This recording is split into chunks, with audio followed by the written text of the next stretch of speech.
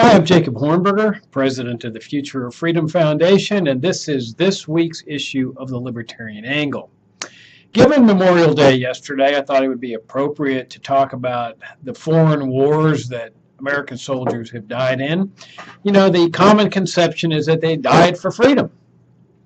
I was passing by a church this morning and noticed the billboard that they had out there that said, "Freedom is not free. Thank you, veterans." And that's the common mindset, that if you died, or if a soldier died in some of these foreign wars, that it was to protect our freedom. Nothing could be more nonsensical. I mean, if you look at the reality, say, of the Vietnam War, which was the war where they sacrificed 58,000 of my generation, it had nothing to do with the freedom of the American people. The North Vietnamese never attacked the United States. They certainly never invaded the United States, occupied our country, conquered our country. Neither did they even have the military means to do such a thing. And so the freedom of the American people was never at stake. But you see, that's what they had to tell people. That's what they still have to tell people. It's about freedom. It's always about freedom. Well, the Vietnam War was nothing about freedom. You know, in fact, if they had won the Vietnam War, if the U.S. forces had won the Vietnam War, you know what they would be saying today? That if they had not gone into Vietnam and fought and won that war, we'd be speaking Vietnamese today. That the dominoes would have fallen and the big domino would have finally been the United States. Because isn't that what they said at the time? That if U.S. forces are not there in Vietnam, if U.S. soldiers are not dying, the dominoes will start falling. Well, guess what? They lost the war and the dominoes never fell. Which means, of course, that those 58,000 plus men died for nothing. And it was a civil war. It was no different from the Korean War. It was a civil war. And what business do U.S. soldiers have fighting, dying, and killing in somebody else's civil war? Now, if a private citizen wants to go over there and help people, like right now in Iraq, you know, their U.S. officials are saying, hey, national security, ISIS is threatening national security of the United States. Well, you know, nobody's going over. Notice that, well, I think there's like a handful of American guys that have gone over to join up to fight ISIS. But, I mean, you don't see masses of Americans, despite the fact they keep saying national security is at stake. Even the members of Congress that are, you know, wringing their hands and saying, oh, we got to do something, got to do something. They're certainly not going over there and resigning their nice little cush positions in Congress and traveling over there and joining up with the Iraqi forces. You know, it's the same concept. You see, they talk about all these fears. The dominoes are going to fall. ISIS is going to take over. The North Vietnamese are going to start the dominoes to start falling. And really, it's all about this concept of empire and hegemony. It's this revolutionary restructuring of America's way of life that came about as a result of the national security state apparatus. And so, you know, maybe we ought to go back to that, to the World War II, to examine that war, because, you know, that's their fallback position. They, you know, with all the disasters that are going on in U.S. foreign policy, and nobody can deny that they're disasters. I mean, Iraq, disaster. You know, Yemen, disaster. Afghanistan, disaster. Vietnam, disaster. I mean, you go down the list of all of these foreign wars and foreign invasions and so forth. They're all disasters. But the one they always fall back on is, well, we have World War II. We've got World War II, and they even call it the good war, despite the fact that like tens of millions of people were killed in this war, not to mention the number of people maimed, injured. But they call it the good war. Now, why do they call it the good war? Well, because we were defending ourselves. You see, that's what they claim, that it was a war of self-defense. And that's what they're always trying to portray, you know, like we're just being innocent and all of a sudden we get attacked and now we're defending ourselves. That was what the Gulf of Tonkin resolution was all about in Vietnam. You'll recall that they said, oh, North Vietnamese warships have attacked American ships that were just minding their own business. Well, you know, what were American warships doing off the coast of North Vietnam? I guarantee you they weren't minding their own business. But it was all a lie anyway. But the purpose of the lie was to say, we're defending ourselves, and then that supposedly makes it a good war. Now, if we go back to World War II to examine the so-called goodness of this war, we really have to go back to World War I, because World War I was another total waste of American life. I mean, we had absolutely no business getting involved in that war. It was a straight European war.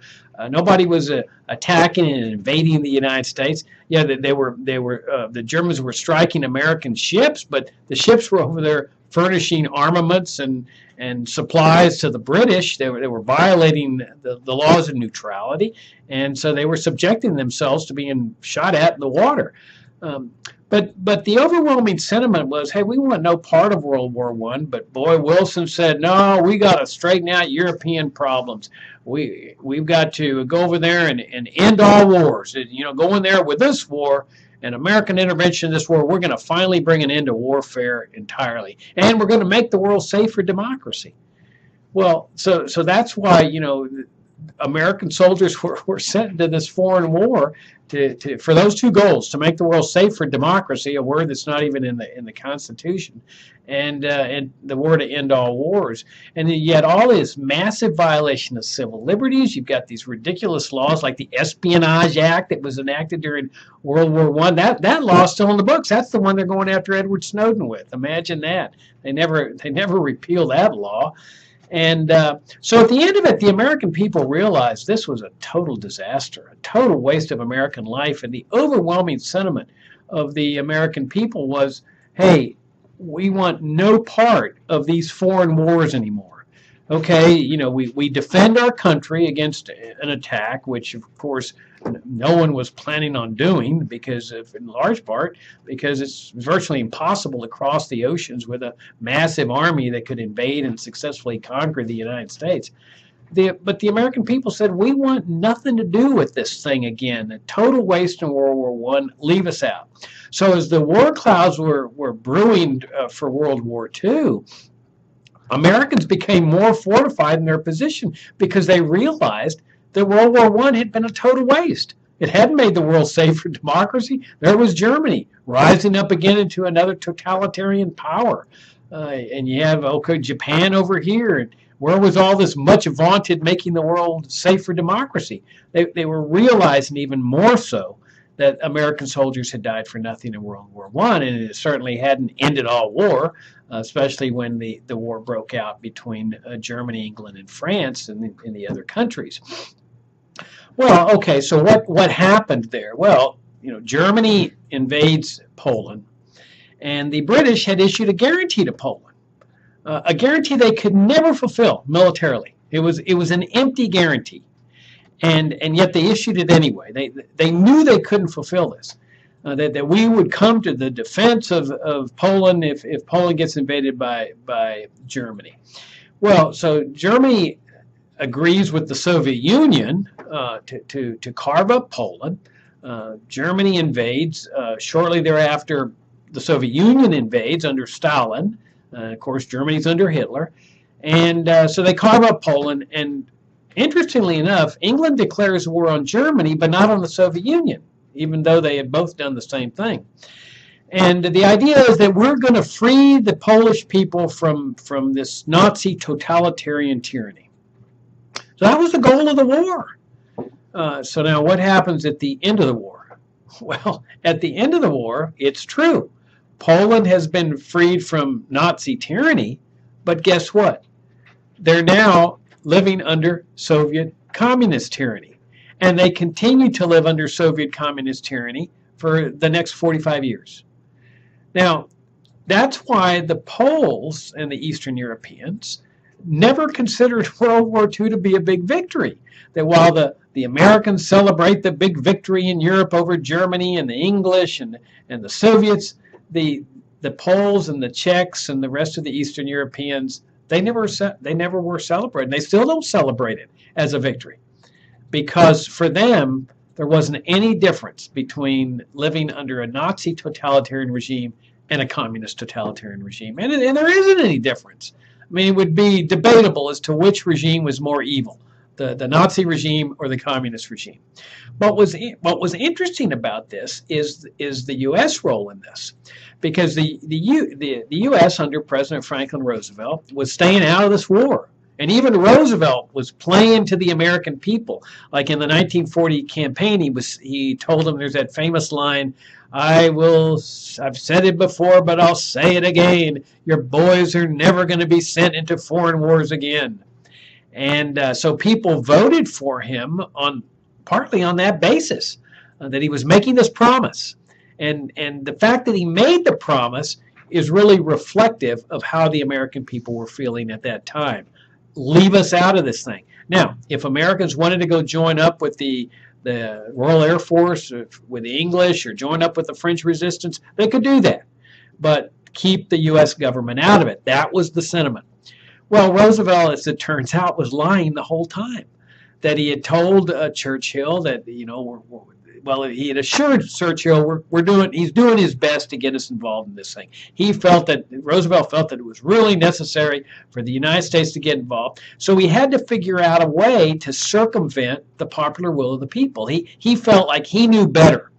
And so it's an interesting aspect of a democratic system is that, when a president feels like, well, I know better than the citizenry and they don't know what they're doing, they're too dumb, and so I've got to figure out a way to maneuver them into supporting this war. Now, he couldn't go to Congress and get a declaration of war. Keep in mind that this was back when presidents still obeyed the Constitution. The Constitution, pursuant to the wisdom of our founding fathers, says that the president cannot wage a war against another nation state until he first secures a declaration of war from Congress. And that was to avoid the kind of things we have today, where presidents go to war for whatever reason they want, Iraq, Afghanistan, that they would first have to go to Congress. And that's the way our system was based. And presidents honored that system up through World War II. But so Roosevelt knew he couldn't get a declaration of war from Congress. It, like I say, the tremendous sentiment against getting involved in World War II. So what Roosevelt does, he figures out this system of, hey, if they shoot at us first, it'll be a defensive war. I can say, we've been attacked. It's a day of infamy, and so we have to defend ourselves. So what he did was he tried to figure out a way to get them to fire the first shot. And he goes first into the Atlantic. He does everything to provoke the Germans. The Germans don't take the bait. And so Roosevelt figures, well, what are my alternatives here? So he looks at the Pacific. And he figures that if he can provoke the Japanese into attacking first, then he can say, we've been attacked, it's a day of infamy, give me my declaration of war, garner my support for intervening in the war. And he was going to use that, the war in the Pacific, as a backdoor to getting into the European conflict, which was really his main goal. So what does he do? Well, he initiates a series of steps designed to provoke the Japanese. He freezes their bank accounts and places an oil embargo, which really was effective. I mean, it was depriving Japan of the oil for its war machine in China. It was engaged in a vicious war in China, a war of aggression, and Japan saw the noose tightening. That how do you run a war machine without oil? And they saw that within a relatively short period of time, they were going to be without oil for their tanks and their the rest of the equipment and so forth. And so the noose was slowly tightened by Roosevelt. And then when the Japanese approached the U.S. and said, let's talk about peace terms and negotiate a deal here, Roosevelt throws down some humiliating terms that he knew the Japanese would never accept, and in fact they took it as a tremendous insult, and like get out of China immediately, things like this, and it was all designed to provoke them. And so there's, as everyone knows, there's been a huge debate over the years over what exactly Roosevelt knew. Did he know that the attack was coming at Pearl Harbor? And it looks very suspicious. I mean, you get the sense that, though, that Roosevelt didn't want to know. that he turned a blind eye to what was going on. And you've got the famous message where, they had broken the Japanese diplomatic code, so they knew something big was happening with the east wind rain message that was coming out of Japan. They knew something big was happening, and they just sort of turned a blind eye. They contacted the commanders at Pearl Harbor by slow boat, like telegram or something really slow that arrived after the attack had begun at Pearl Harbor. And if you really want to defend yourself against an attack and get all your men ready and stuff, you don't send the message by the slowest way possible. You pick up the phone and you say, "Hey, get ready." And well, they didn't do that. And then, of course, so it looks like bait. It looks like the guys at Pearl were used as bait. But then you've also got the guys in the Philippines, Now, why are there U.S. troops in the Philippines? I mean, that's just crazy. I mean, that's not attacking the United States. That was attacking a colony of the United States, because, you see, the U.S. had acquired the Philippines as a colony in the Spanish-American War. That had taken place in 1898. That's the famous turn toward empire, where the U.S. starts acquiring colonies. And, of course, that's where the obsession with Cuba became an obsession that still exists today, especially for the CIA. And it all starts there in the Spanish-American War. So that's why you have all these American men they looked like they were there for bait too. But in any event, they're over there and killed and captured right after Pearl Harbor, which, of course, they would have been safe and sound if they would been back in the United States. As a matter of fact, even Hawaii was not a state. It was another colony, a colony that the U.S. had acquired in the 1800s. And so you've got all these carriers and warships there in Pearl, sitting ducks. Now, interestingly enough, Roosevelt orders the destroyers out of Pearl Harbor to preserve them. Kind of an interesting little suspicious event that he saves the destroyers but leaves the carriers over there is it looks like bait. But in any event, so the Japan attacks, and sure enough, Roosevelt says, "We've been attacked. We're innocent. We had no idea this was going to happen when we put this oil embargo on. When we put those humiliating terms on, we're shocked. And now I get my declaration of war." And sure enough, the way people looked at it at the time, it may have looked a little suspicious, but my hunch is that very few people, understood that things looked suspicious at that time. I mean, nobody knew that the U.S. had broken the diplomatic code. It's very possible they had broken the military code at that time too. That all classified. Imagine that, So many years after World War II, we still can't know whether they had broken the military code or not. But in any event, the war is declared against Japan, and then interestingly enough, Hitler declares war on the United States. And still befuddles me as to why he did that, because it wasn't a sure bet that Roosevelt could go in there and get a declaration of war against Germany, since it was Japan that had done the attacking. But in any event, once Hitler declares war, the United States is into the war. So this backdoor war succeeded in getting the U.S. into this European conflict. But like I say, at the end of the war, what's the result? Well, the result is that the communists, the Soviet Union, are controlling all of Eastern Europe, Poland, and East Germany. Now, why is this? Well, that's because the U.S. made the Soviet Union their partner, and so did England. I mean, that didn't have to be the case. They could have fought the war independently. They could have said, "We want nothing to do with you communists." And despite the fact that the communists were fighting the Nazis, it was not necessary to partner with them. But Roosevelt felt like he could make a connection with Joseph Stalin, the mass murder of the communist regime.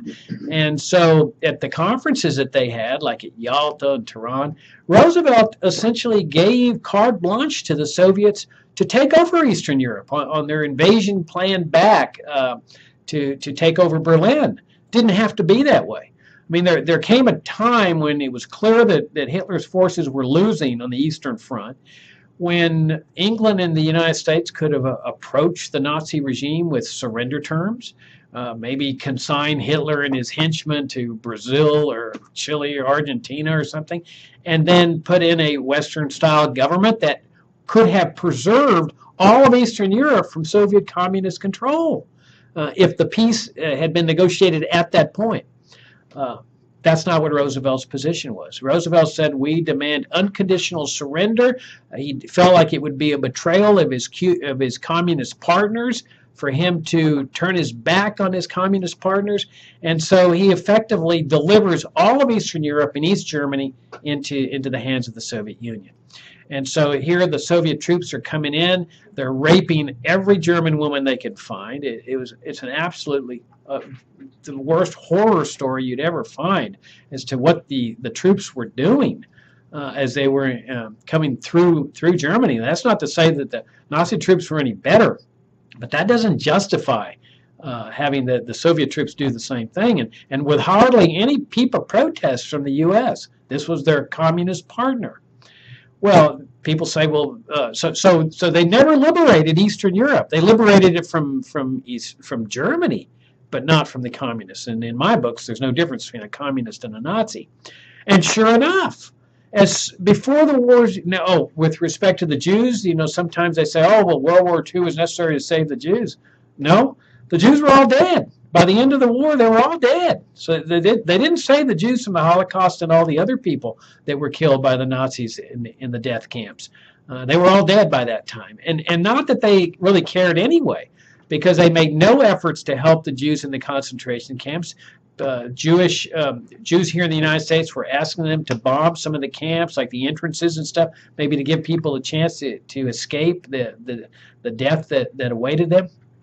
The U.S. said, no, we had other priorities. And, of course, if you go before the war, you see the attitude that they had toward the Jews. I mean, that when Hitler was willing to let the Jews go out of Germany in the 1930s, before the death camps got started, the U.S. position was just the same as every other country.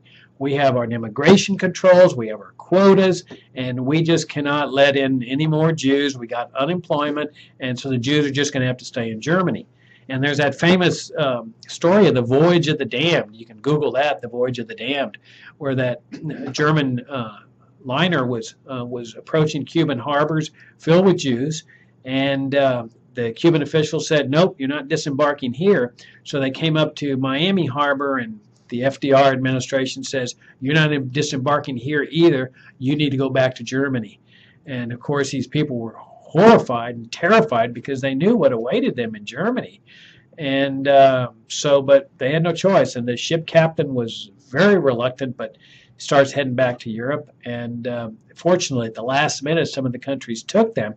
But the countries that took them, in the Low Countries on the continent, those Jews most likely were dead once the war broke out and Hitler had taken over France.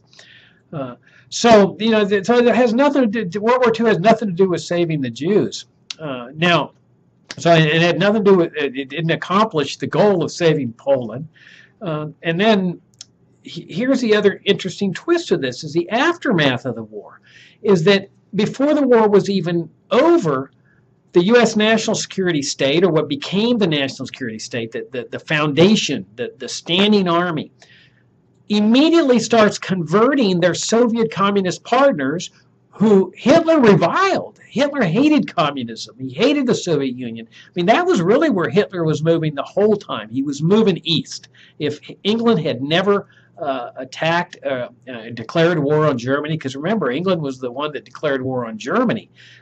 If they had never done that, if France had never done that, there is no doubt that Germany was headed east toward the Soviet Union, because that was their enemy. The enemy who would become the enemy of the United States during the Cold War. And so you have immediately the Pentagon, and this was the other interesting thing about the Pentagon. The Pentagon was actually started before the attack on Pearl Harbor. It was the largest building in the world, and they start constructing it as sort of with the plan in mind clearly to have a permanent big military establishment. And that's what they did. They used the Soviet communist threat, their partner, that was now refusing to vacate Eastern Europe. They're communists, and that Roosevelt had turned over to them. Then the Pentagon and the predecessor to the CIA, the OSS, they all start saying, oh, we'll see, this is clearly an example of communist aggression. They want to conquer the world. And we have to have a fundamental restructuring of America's governmental system. And that's how we get the permanent military establishment. Prior to World War II, there had always been a dismantling of the military establishment. I mean, Americans had an antipathy toward military establishments. You can see that from the very beginning of the Republic, where you can see it on our website at fff.org.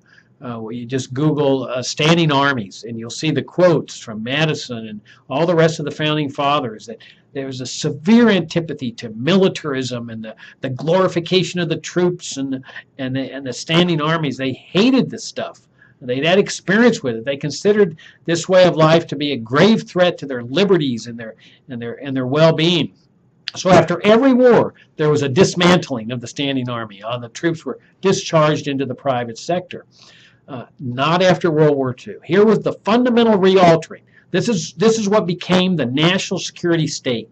This big standing army, the overseas military bases, the domestic military bases, the CIA, later the NSA. This was the fundamental restructuring. And now, and we see what that gave us. It was a totalitarian-like structure. Milton Friedman calls it a socialist structure.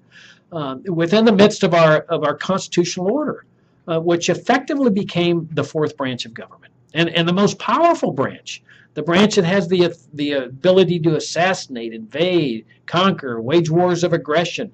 It became really the most powerful branch, the most influential branch. There's a great book called National Security and Double Government by a professor named Glennon, that just came out in the last couple of years that talks about this where the real power in Washington is. It's not with the three original branches anymore. It's with the national security branch, what he calls the Trumanite section.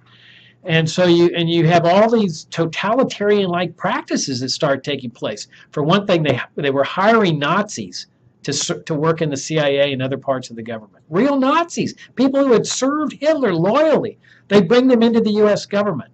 I mean, what's that to say about moral values and the moral high road about World War II? And then they engage in medical experimentations on unsuspecting Americans. That's what the Nazis did. The CIA does that. They called it MK Ultra. And when Congress got wind of it finally, after they were doing this to unsuspecting Americans, the CIA just destroys all the records, or at least about 99% of the records, saying we don't want the Americans to find out what we've done. And nothing happens. Nothing happens to the CIA. And so now you've got this fundamental restructuring. President Eisenhower made reference to it in his farewell address in 1961, where he says that this newfangled way of life, he called it the military-industrial complex, but clearly he's talking about the whole national security state apparatus.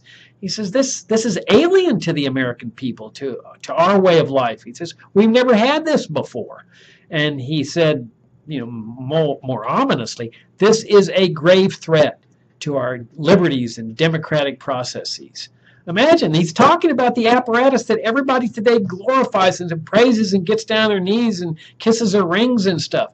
This is what Roosevelt was talking about, the same structure that is a grave threat to our democratic processes and our rights and liberties. And you've got this perversion of values that has come with this thing. We got a regime change operation in '53 in Iran. That's the root of the problem today with Iran. It goes all the way back to 1953. Now, they'll tell you that it has to do with 1979, the revolution in Iran, where they took American diplomats hostage. Nonsense. They had that revolution to oust the dictator that the U.S. government had put into place in 1953 when they ousted the democratically elected prime minister. And they said, oh, well, this was part of the anti-communist crusade. The communists are coming to get us. They're coming to get us. Same thing you hear about the terrorists today. And, the dominoes are going to fall and so forth. And so they oust this guy, Mohammad Mossadegh, from power. And that's why we have the problems with Iran today. And then the same thing happens a year later in Guatemala, where, this guy is a socialist communist who's elected president.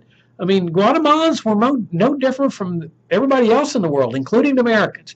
They were embracing socialism. They were embracing things like Social Security, a program which Franklin Roosevelt brought, which originated among German socialists. They were embracing, economic policies of socialism, national health care and public schooling and so forth. And so, but boy, the CIA and the national security apparatus says, if we don't stop this guy in Guatemala, man, the dominoes will fall and we have to oust him from power. And there was the real seeds of the assassination program of the CIA. They had a hit list prepared to get President Arbenz and any other people, just kill them. Kill them for what? They had never attacked the United States. Kill them because they held a socialist idea in their head, because they believed in communism or socialism. And of course, you had all of the anti-communist crusade in the United States, spying on people in the Communist Party, harassing the Communist Party, infiltrating it, the Hollywood things of destroying people's career. I mean, destroying anybody who had any connections to communism or the Communist Party in a country that supposedly prides itself on freedom. I mean, if freedom means anything, it's the freedom to believe and advocate whatever you want, even if it meets with the disapproval of everybody. But no, they went after everybody, with one exception, Lee Harvey Oswald. Okay, they never touched him. He was a guy that went to the Soviet Union, defected, comes back, supposedly engages in all this pro-Castro, pro-communist activity in New Orleans. They never lay a finger on him. They don't indict him. They don't arrest him. They don't haul him before a grand jury to testify as to what secrets he gave the Soviet Union. Nothing. And of course, all that's explained in my new book, Regime Change, the JFK Assassination. So you had this perversion of values in Chile, where the U.S. instigates a coup there, based again on the communist scare. Where they make the economy scream, as President Nixon said, and in order to oust Salvador Allende, a communist who had been elected by his own people. He wanted a legitimate election, and they go in there and they instigate a coup that turns out to be one of the most brutal, tyrannical military regimes in history. They rounded up, the Pinochet regime rounds up some 40,000 innocent people who just believed in socialism. They end up killing 2 Americans there, Frank Tarugi and Charles Horman. Nobody's ever had to account for that. Congress is too scared to schedule hearings. The Justice Department is too scared to indict anybody dealing with the CIA. And so all of this is what comes out of World War II. This partnership with the Soviet Union, turning over Eastern Europe to them, and then using that as the excuse for the Cold War, for the huge national security establishment, ever-increasing budgets, NSA surveillance schemes, and all that. Once they lose the Cold War, they morph it into the war on terrorism. They go in there into the Middle East, as we've talked about in previous programs. They stir up hornets' nests in the Middle East. They engender the anger and the hatred that result in these terrorist attacks and in the World Trade Center in '93, and the embassies in East Africa, the USS Cole, finally 9/11, and then so now you got the whole war on terrorism thing, which is really just a repeat of the war on communism. So it's all just one great big continuous rolling disaster, what we call the emergency state, the constant war state, the constant crisis state. I mean, there's always a crisis. There's always an emergency. There's always fear. There's always something going on. And it's all rooted in this national security establishment. That's why we continue emphasizing that if you want a free society, economic liberty is not sufficient. It is a prerequisite, but it is not sufficient. A free society will necessarily entail restoring the vision of our founding fathers with respect to the standing military, the CIA, the NSA, these totalitarian-like apparatuses that have no place in a free society. That's the show for this week. Thanks for tuning in, and I'll see you next week.